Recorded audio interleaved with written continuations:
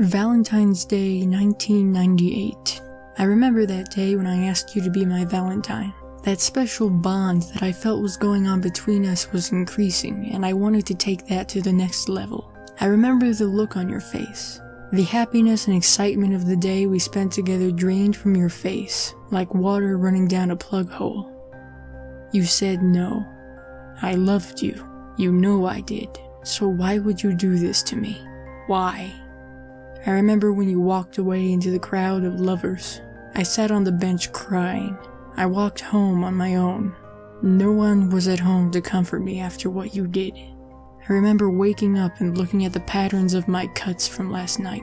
The blood on the carpet was still there from last night. The writing on my bedroom walls was still there. Why? The writing said, all written in blood. I remember 2 weeks later I saw you on the street with another man, much younger and better looking than me. The pain just grew and grew. Everything we had done together had just been thrown away by you. Every time we fucked, you told me that you loved me and only me. I remember when I walked down that alley and that gang of thugs mugged me and killed me. I died thinking of you. As the knife plunged into my chest, ending my life with pain in my heart as the knife dug deeper into me. I could feel the life slipping away. The sheer pain was excruciating. I remember at my funeral, my friends and family were there. My mother was crying, my father was comforting her. I looked around but couldn't find you anywhere. When I died, it wasn't nice. All I could feel was searing pain through my body as if I was on fire. The pain was excruciating, and I only escaped because I didn't feel complete. I felt I needed something more, and I knew what it was. It was revenge. I don't know how I escaped, but it involved lots of pain. When I got back to Earth, I felt like going straight home to say hey to everyone and say I survived. When I realized no one could see me, so I just decided to kill the thugs that took away my life. I could still move things, but I was invisible. It was great fun, and I enjoyed it so much. The first one I went for ended up face down on the ground with a cracked skull and no scalp. He never knew what hit him. I used the same knife he used to kill me to carve his pretty little eyes out of their sockets. By this time, the two other assholes had backed into a corner.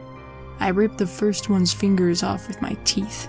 After that, I cut his eyes out, holding them in the same hand as the others. I knew what I was going to use them for. I was going to make a necklace for you. With the second shuddering in pain on the floor and the third in tears, I felt the rush and became even more violent. I cracked his jaw with the first uppercut and dislodged his head from his body with the second. As with the others, I cut his eyes out with the same knife and kept the eyes and the knife for later use. I knew where I had to go next. I was going to his house, the one who took you from me.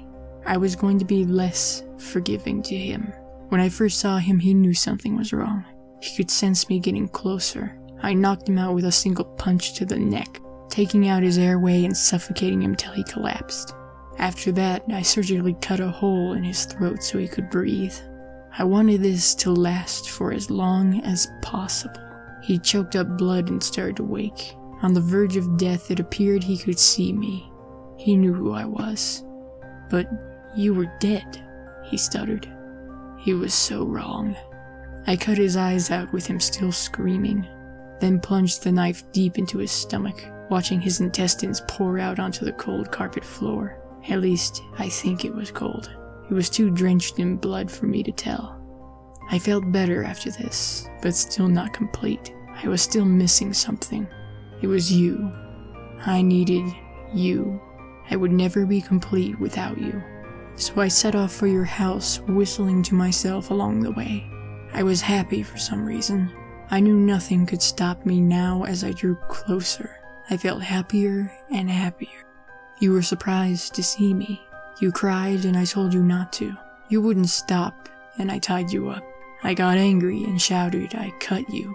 I put the necklace I made for you on, and you just screamed louder.